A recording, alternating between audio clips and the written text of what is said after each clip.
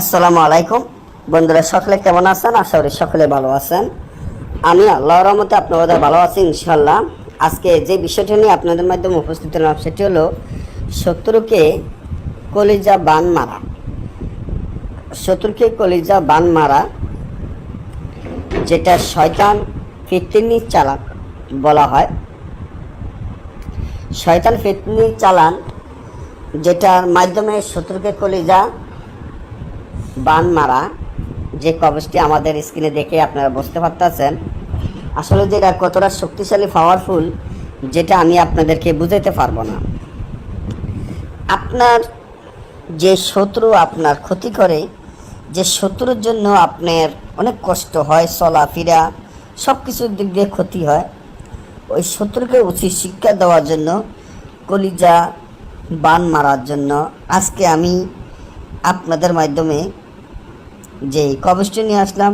আমি আশা করি যে আপনারা সফলতা হবেন, এবং যারা দীর্ঘদিন ধরে আমাদেরকে চেনেন, আমাদের চ্যানেলটি সাবস্ক্রাইব করে রাখছেন, যারা আমাদের কাছ থেকে পুরাতন আদি ও আসল অরিজিনাল কিতাবগুলো নিয়েছেন, এবং যারা এখনও নিতে চান, এখনও আমাদের কিতাব দিয়ে কাজ করার ইচ্ছা হয়, তাদেরকে আমি বলবো যে আপনারা যদি আপনার ঘরে 10,000 20,000 যত কবিরাজি বইয়ে থাও, আমার কাছ থেকে একটা কিতাব নেবেন, আজীবন বইয়ে খেয়ে যেতে পারবেন। এতটুকু আমি আপনাদেরকে গ্যারান্টি দিতে পারবো যে আপনারা আমার কাছ থেকে একটা কিতাব নেবেন, আজীবন বইয়ে খেয়ে যেতে পারবেন।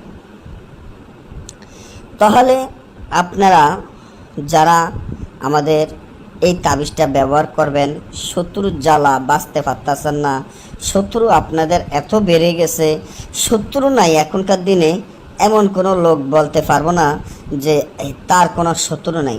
প্রত্যেকটি মানুষের কম বেশি শত্রু থাকে। শত্রুর জ্বালা বড় জ্বালা।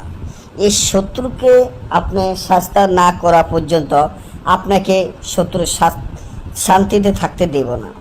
তাই আমি মনে করি যে শত্রুকে উচিত শিক্ষা দেন, শত্রুকে মেরে ফেলো। কিভাবে মারবেন আমি নিয়মটি বলে দিচ্ছি। একটা জিনিস মনে রাখবেন, এই তাবিজগুলা জাগৃত করে কাজ করতে হবে। জাগৃত করতে একটা তাবিজ 4-5 হাজার 10,000 টাকার মতো খরচ আছে। আপনি এমনি তাবিজে কাজ করবেন, কাজ তো হবে না, কারণ এই তাবিজগুলো মরা, এগুলা জাগৃত করে রাখতে হবে। যদি এগুলা জাগৃত থাকতো তাহলে ইউটিউবে বা ফেসবুকে কেউ ছাড়তে পারতো না।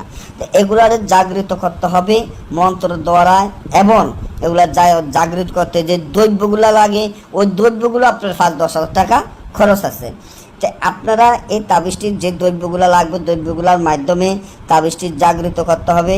তাবিজটি জাগৃত করার পরে এই তাবিজখানা কি করবেন, শত্রুর নাম, শত্রুর পিতা মাতার নাম, শত্রুর একখানা ছবি ফাঁসা লিখবেন, আর একখানা ছবি ওই যে আমার ফাঁসাটা দেখেন, একটা শয়তানের ছবি লিখে দিবেন।